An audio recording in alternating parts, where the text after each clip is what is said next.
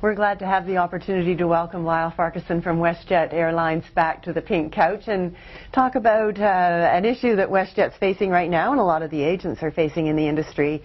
So the stall on the Sabre negotiations that the deadline is fast approaching.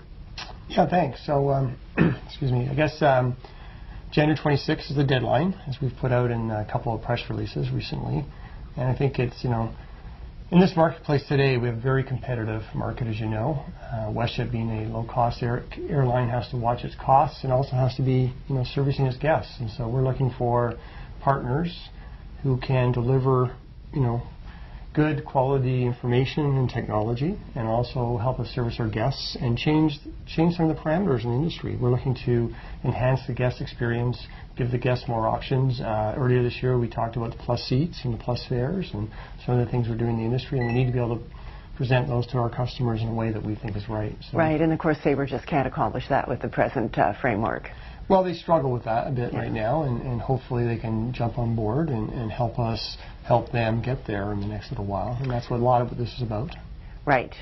So let's hope this sorts itself out. However, if it doesn't, it is a significant portion of WestJet's business. What is going to happen? What are the best options for your large and small agent partners?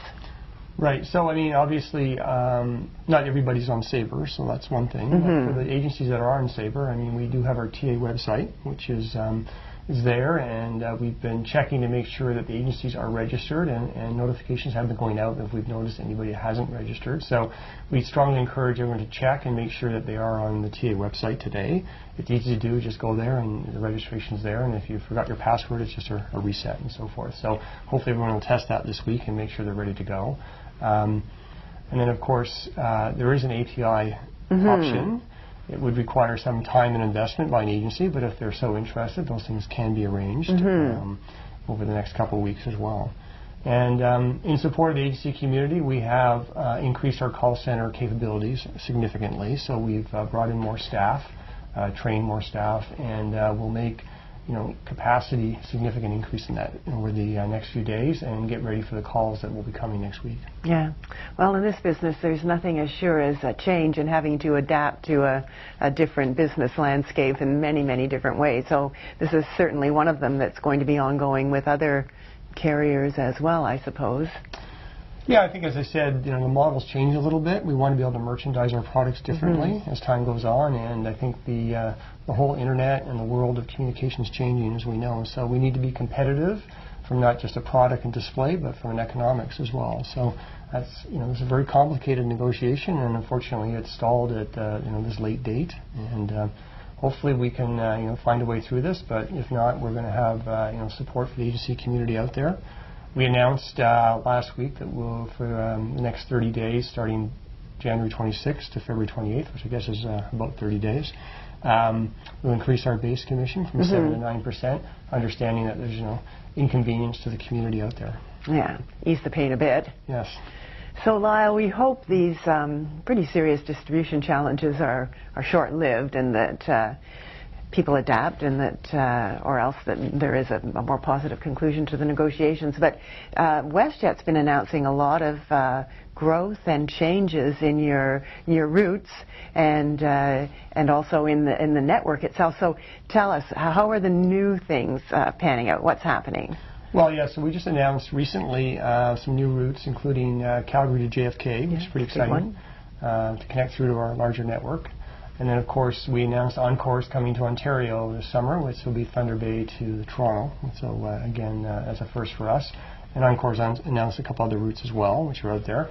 And probably the most exciting announcement we made was our flight that goes from Toronto to St. John's and St. John's to Dublin. So that was announced a little while ago. Yeah. And it's had huge take-up. It's unbelievable. So really? Already? Yeah. Fantastic. Exciting. So our first flight is June 15th. Okay. And we're already 60% sold out for the summer. So it's unbelievable. That's how fantastic. Well it's done. Now, okay, so who is taking this opportunity to, use that route to Ireland? Yeah, so it's 90% right now the travelers are coming out of Newfoundland. So really, it's you give, and our strategy has always been to give low-cost opportunities to communities to travel. So obviously, Newfoundlanders want to go to Europe and want to go to Dublin specifically, so we've given them a low-cost opportunity, and they've taken it. So the flight does start in Toronto, yes, and we're starting to see some pickup out of Toronto now, but over 90% of that 60% is out of Dublin. That's fantastic. Sorry, out of St. John's. Out of St. John's. That's interesting to hear. And from the other side as well, you're getting some European traffic coming in? We're getting some interest. We've had actually a lot of interest from different tour operators and groups and so forth. And we're going through the paperwork now of registering with BSP over there. So hopefully by February, we'll be in a position so the agencies over there will be able to book through the BSP policies. Okay. Interesting. Well, that's good news. That's always good to hear when such expansion pays off so quickly, Lyle. And thanks for visiting us today, and then come back again soon. Great. Thank you.